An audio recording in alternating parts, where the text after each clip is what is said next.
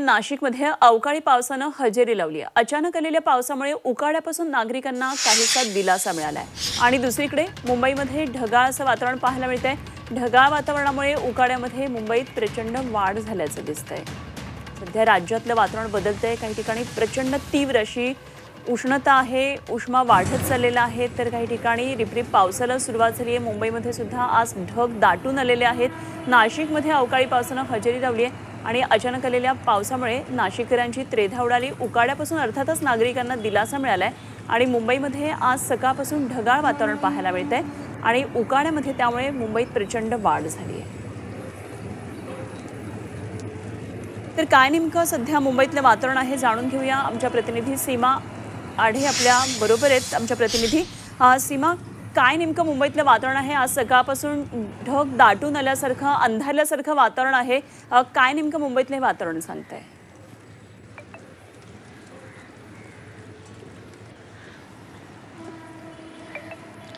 नक्कीच अनुपमा, आपण जर बघितलं तर गेल्या काही दिवसांपासून मुंबईसह राज्यातील इतर भागांमध्ये सातत्यानं वातावरणामध्ये आपल्याला बदल पाहायला मिळत आहे।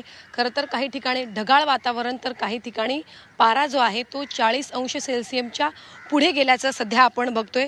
खरं तर रविवारपर्यंत मुंबईकरांना उन्हाचा तडाखा सहन करावा लागत होता, मात्र कालपासून सोमवारपासून उन्हाचा तडाखा जो आहे तो कमी झालेला आहे। मात्र उकाड्यापासून मुंबईकरांची सुटका झाली नसल्याचं आपण बघतोय।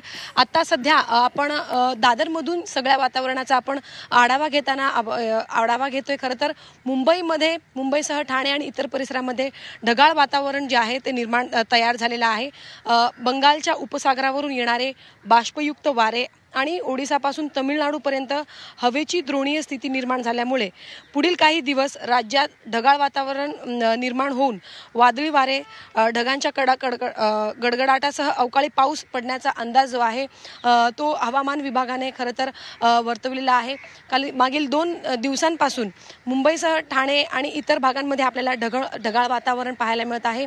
तर जालना, नाशिक अशा ठिकाणी आपल्याला त्या ठिकाणी गारपिटीचा अंदाज जो आहे हवामान विभागाने वर्तवल्याचं पाहायला मिळत आहे। मुंबईसह ठाणे, पालघर या परिसरामध्ये बुधवारपर्यंत हलक्या पावसाचा अंदाज हवामान विभागाने वर्तवलेला आहे। तर जळगाव, नाशिक, अहिल्यानगर, पुणे, छत्रपती संभाजीनगर आणि जालना या विभागामध्ये मंगळवारी आणि पुढील काही दिवस गारपिटीचा अंदाज जो आहे तो हवामान विभागाने वर्तवल्याचं सध्या आपण काही दिवसांमध्ये राज्यातलं हवामानामध्ये बदल होणार आहे, वातावरणामध्ये बदल असणार आहे। मुंबईमध्ये सुद्धा आज हे सगळं असंच वातावरण दिसतंय, ढगाळलेलं वातावरण आहे। धन्यवाद सीमा, दिलेल्या सगळ्या सविस्तर माहितीसाठी।